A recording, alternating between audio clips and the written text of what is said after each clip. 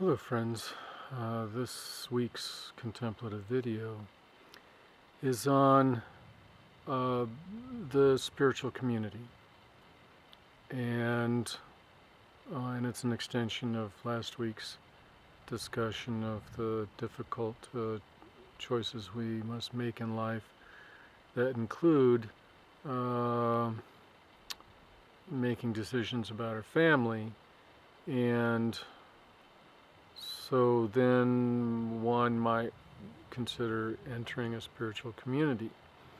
And spiritual communities go by a number of names, monasteries and convents, and in Islam it's called a tarika, and in Hinduism it's called an ashram, and there's various names in Buddhism such as a vihara or a zendo. And ideally, the spiritual community is intended to be a safe place to engage in a rigorous, self-aware, contemplative life. The problem is that very oftentimes the spiritual community, or leaving the family for the spiritual community, is a little bit like jumping out of the frying pan and into the fire. Oftentimes, spiritual communities have their own brand of neuroses. Most of the followers in a spiritual community are fairly naive. They generally don't unpack their belief systems, and they believe, there's usually not a lot of critical thinking going on, and they pretty much accept or believe what has been given out to them by their teacher.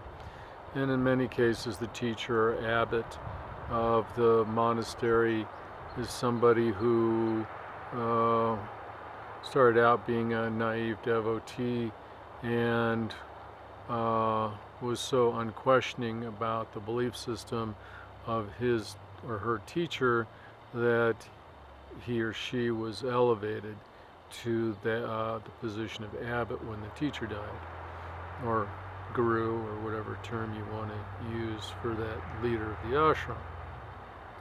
So generally, spiritual communities aren't great places to lead a contemplative life, but ideally they're intended for that. And so one just has to be mindful about these spiritual communities and about the abbots or gurus who run them. They might be a wise, spiritually inspired teacher, or they may be a predator who's bilking people for money and sexual pleasures, or just building his or her own ego at the expense of others. So remember, if you wish to be a rigorous self-aware contemplative, one must always be exercising discrimination. And what discrimination really is being critically aware of the situation, comparing and contrasting